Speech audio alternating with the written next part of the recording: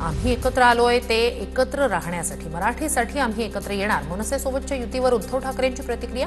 हिंदुत्वावरून आमच्या अंगावर येऊ नका, ठाकरेंचा भाजपला इशारा.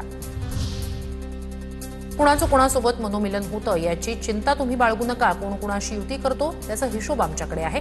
ठाकरे बंधू एकत्र येण्याच्या चर्चांवरून शिंदेंचा टोला.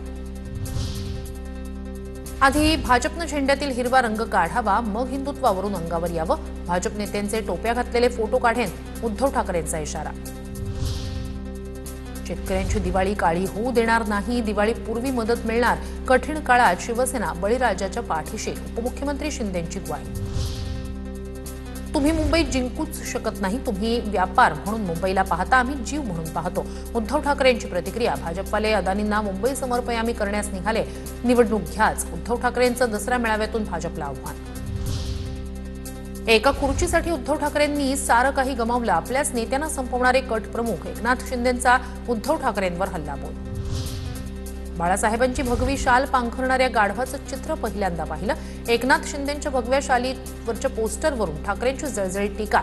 तर फोटोग्राफरला फोटोशिवाय दुसरं काय दिसणार. उद्धव ठाकरेंच्या टीकेनंतर एकनाथ शिंदेंचा पलटवार.